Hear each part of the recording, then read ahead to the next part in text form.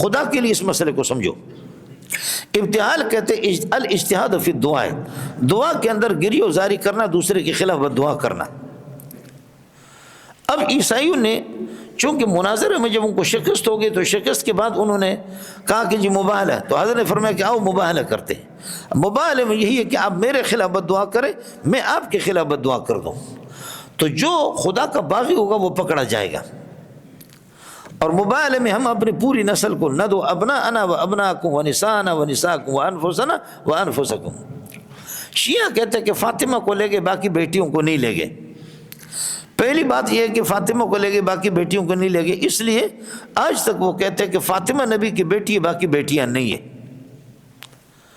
یعنی الیاذ باللہ زینب اور رقیہ اور ام کلثوم ان کو ولد الزنا بتا رہے ہیں کہ اللہ آپ کو بھلا کرے، وہ نبی کی بیٹیاں نہیں ہیں۔ اس لیے میں نے جمعے میں اعلان کر دیا کہ میرے پاس لاکھوں گواہ ہے کہ ساجد نقوی اپنے باپ کا نہیں ہے۔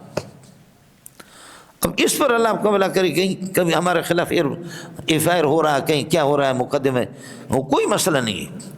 تو میں نے کہا میرے پاس بھی لاکھوں گواہ ہے کہ یہ نطفے، یہ متع کی اولاد، یہ اپنے باپ کا نہیں ہے۔ اور متع تو متع ہے، اتمتع بک قضا و قضا، میں آپ سے متع کرتا ہوں آپ کے ساتھ گھنٹے کے لیے، 2 گھنٹے کے لیے، پہلے آئیے پہلے پائیے، بولو پہلے آئیے پہلے پائیے۔ ایک شام غریبوں کے نام، بولو ایک شام غریبوں کے نام، دوسروں شوہر کے ساتھ تو ہوتی ہو لیکن ایک شام تو غریبوں کے ساتھ بھی تو گزارو۔ سمجھ شریف میں ایک نام ایک شام کیا ہے؟ غریبوں کے نام۔ بدماشی کا جواب سمجھے اسی طریقے پر بدماشی سے ہوگا، کیا اب نبی کی بیٹیوں پر؟ جب یہ مباہلہ 9 کے اندر ہوا ہے، یہ مباہلہ 9 ہجری میں جب ہوا ہے تو اس مباہلے کے وقت نبی کی صرف بیٹی فاطمہ تھی، باقی کا انتقال ہو گیا۔ حضرت رقیہ کا سن 2 میں انتقال ہو گیا، ام کلثوم کا 4 میں ہوا، اور 8 کے اندر حضرت زینب کا انتقال ہو گیا۔ تو 3 بیٹیوں کا انتقال پہلے ہو چکا تھا، تو ان کو کیسے لائیں؟ آپ سمجھے نہیں سمجھے؟ ایک مسئلہ۔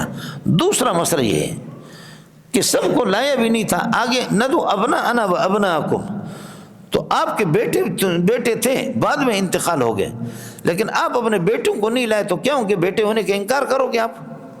نبی کے اس وقت بیٹے موجود تھے کچھ، اور بعد میں پھر ان کا انتقال ہو گیا، سمجھے، بلوغیت تک نہیں پہنچے۔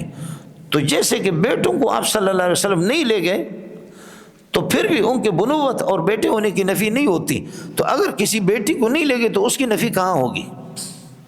آپ میری بات سمجھے؟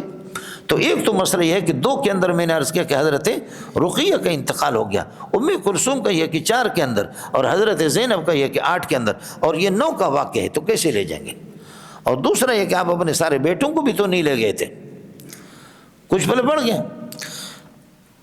تیسرا ان کا ایک اعتراض ہے، وہ یہ ہے کہ ندعو ابناءنا و ابناءکم و نساءنا و نساءکم، علی ابنا کے اندر داخل نہیں، وانفسنا و انفسکم نفس کے اندر داخل ہے۔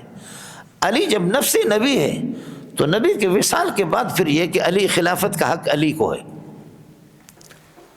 سمجھ رہی ہے کہ نہیں؟ جواب یہ ہے کہ حدیثیں آپ کی کتابیں بھی بھری ہوئی اور ہماری کتابیں بھی بھری ہوئی، حضرت حسن اور حسین نبی کے نواسے تھے، لیکن آپ نے فرمایا ان ابنی ھذا لعل اللہ یصلح به بین فئتین عظیمتین من المسلمین۔ آپ نے حضرت حسن اور حسین کو اپنا ابن کہا ہے، حالانکہ نبی کے نواسے تھے، ان کو ابن کہا مجازی طور پر، تو علی بھی اسی میں داخل ہے۔ تو جیسے ان کو خلافت کا حق براہ راست آپ نہیں دیتے تو علی کو کیسے دیتے؟ کس کو سمجھ میں آ گیا؟ یہ جنے دا پترا مسئلہ، اس لیے انفس کے اندر علی داخل نہیں ہے۔